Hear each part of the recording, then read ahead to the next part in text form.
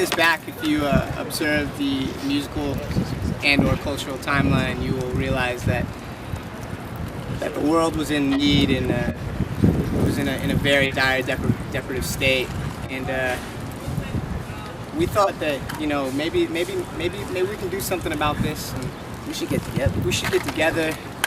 So we all met at this local, like a summer camp for troubled boys. The trouble was that they thought maybe one of us may be homosexual, and the other was that, well, I guess that was really it. They tricked us into believing that it was like some sort of like obesity camp, but really they were trying to make it straight. It was trying to make it straight, and with that we realized that it's not whether you're gay or you're straight. It's the kind of music you make. Well, we were all playing in different bands around the LA area. Jason was singing in Letlive, I was playing drums in another band. And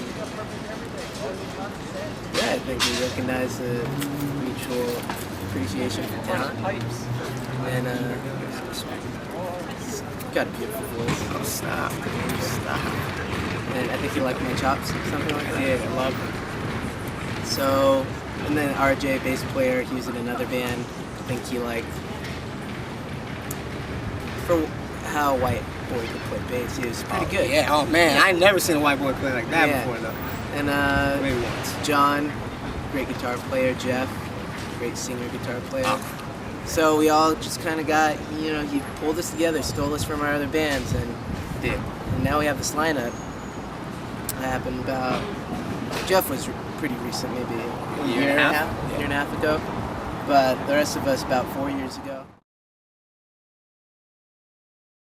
What happened was we recorded a couple demos in Los Angeles, at a local studio, courtesy of a very helpful gentleman. And following that, I let a gentleman named, affectionately known as Tino, in a band called Mice and Men, Valentino, formerly. He got hold of a couple demos and he forwarded those over to Tommy Lacombe at Tragic Hero Records. Tommy, I guess, enjoyed what he had heard, did a little research, and by the end of that research had called me up and we started to talk shop. And by the end of it, we struck up a very, very, very impressive, very appealing record deal, considering all things being the status of our band and the nature of an independent label. It all seemed very, very generous. So we went ahead and signed that. Well, actually, we didn't sign that. We didn't? We never really signed it. Yeah. But it was more of a good faith thing. We all followed. We all. It's like a good like a handshake without the actual handshake until way after we recorded the CD. But it was all in good faith, and everyone held, true to whatever part of that mandate. So that all happened, and we wrote Fake History. Got to spend a wonderful month in Charlotte, North Carolina. Kit Walters. With the wonderful Kit Walters, our producer and engineer. Shaman. Helped align our cheese. He did.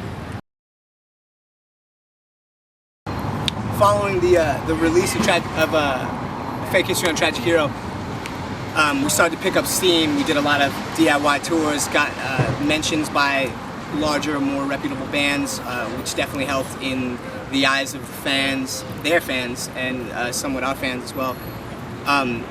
Built momentum, pushed forward, and the acceleration significantly increased as the year went on. And with that, we did some larger tours in our frame, in our lens. We did larger tours, a lot of touring, heavy touring, by ourselves, funded pretty much by ourselves, and with the aid of Tragic Hero. And later on, a few labels started to catch wind of what it was Letlive was doing, and quite possibly what Letlive was to do in the future.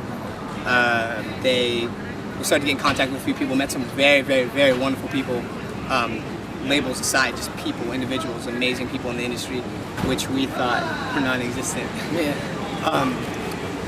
And after this, Epitaph came with just the most,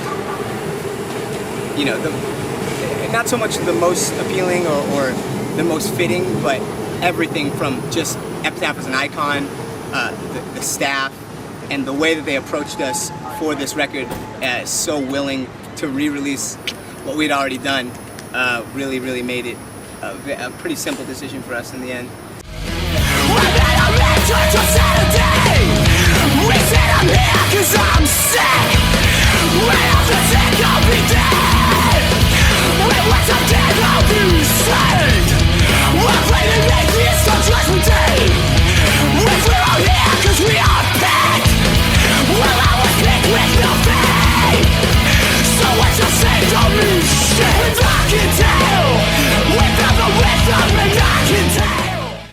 UK. Wonderful accents. Wonderful people. The culture is something that we kind of piggybacked on as a people after the colonization of this fine country. Kind of like returning home. Yeah, in a weird way. It really is. We want to say thank you to Kerrang, Metal Hammer, Rock Sound. I mean, every single person that we did an interview with, that we spoke with, that we met on that tour, that we will meet on the forthcoming. What was that? Dude, Gill and Bees, those are our Bees boys. Fucking the Old Blue Last, Holler at Your Boy. It's plural. Rock Sound magazine. Yeah. You said that? Right? Yeah, we said that. But that's a double mention, honorably. Yo, the UK, amazing. I feel that the UK notices things differently than we do here because I feel that we are so saturated in the States that bands are usually having to prove themselves instead of coming into a receptive room or forum. They have to prove themselves before they even get a chance to be judged. In the UK, I thought they were very open. They trust in their sources, which were Rock Sound, Metal Hammer, Kerrang. They trust in what they give them, and they believe and they follow. And when they latch onto it, and they hold on, there's so much fervor and ardency. They're very passionate about the bands, and I know that next year the UK is still gonna back us, whereas home, not sure. Better still back us. I hope so.